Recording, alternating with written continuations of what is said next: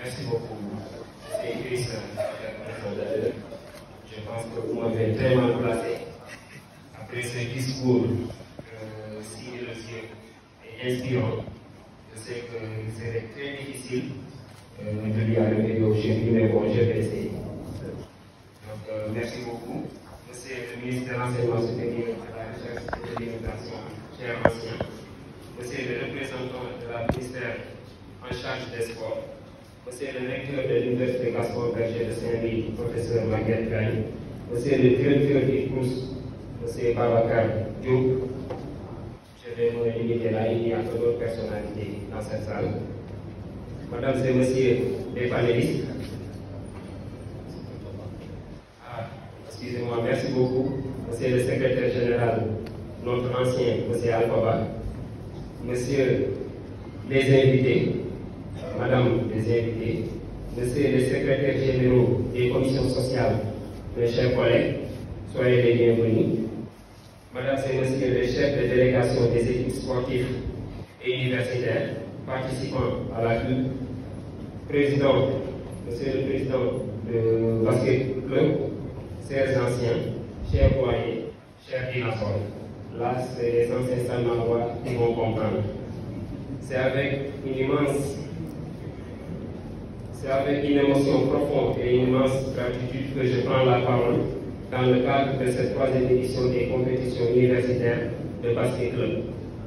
Ce moment est pour moi l'occasion de témoigner, de partager et surtout d'inspirer.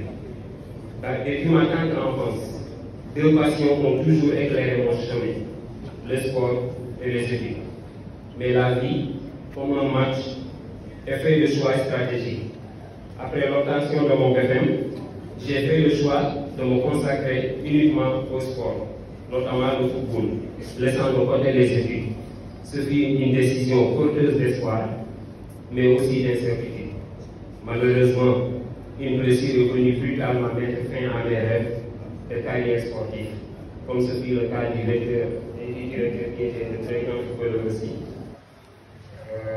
Ce moment décisif aurait pu être le point final d'un parcours, mais il est devenu un nouveau départ.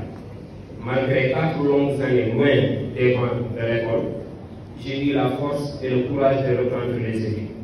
Ce retour n'était pas facile, mais était nécessaire.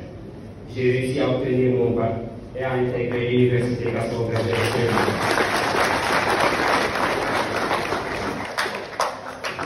Cet établissement précieux qui m'a offert l'opportunité de m'épanouir académiquement, mais humainement. Aujourd'hui, j'ai l'honneur d'être le représentant des étudiants de la plus prestigieuse des universités sénégalaises.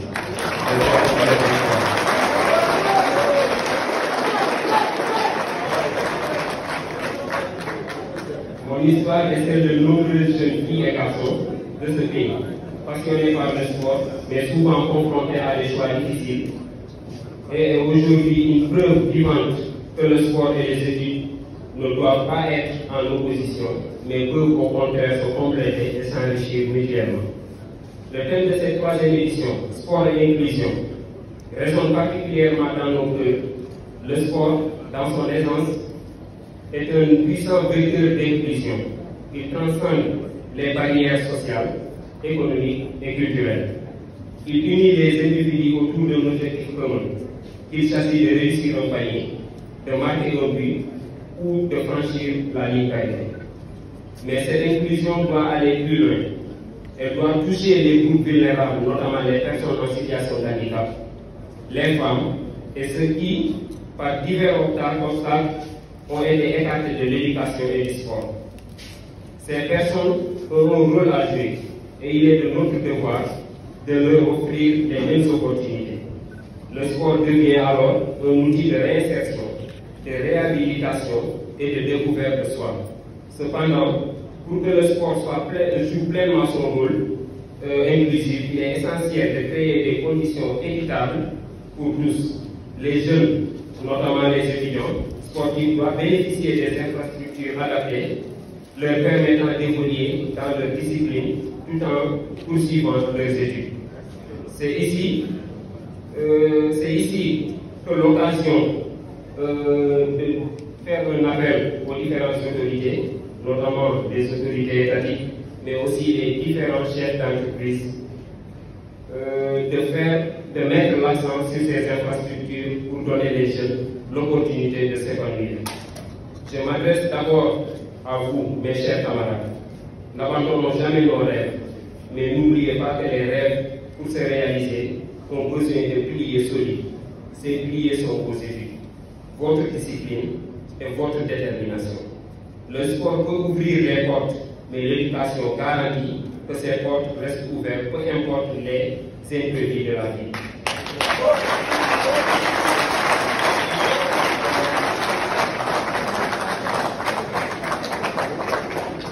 Aux autorités présentes ici, je lance un appel solennel. Investissez davantage dans les infrastructures sportives et académiques. Créez des programmes de soutien pour les étudiants sportifs et les groupes vulnérables.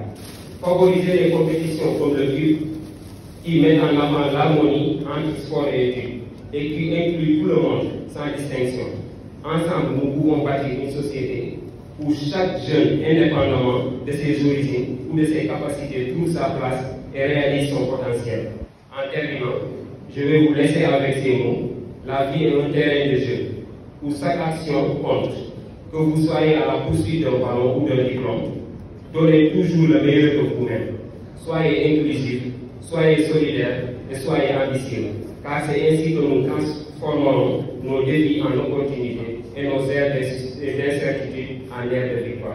Je vous remercie.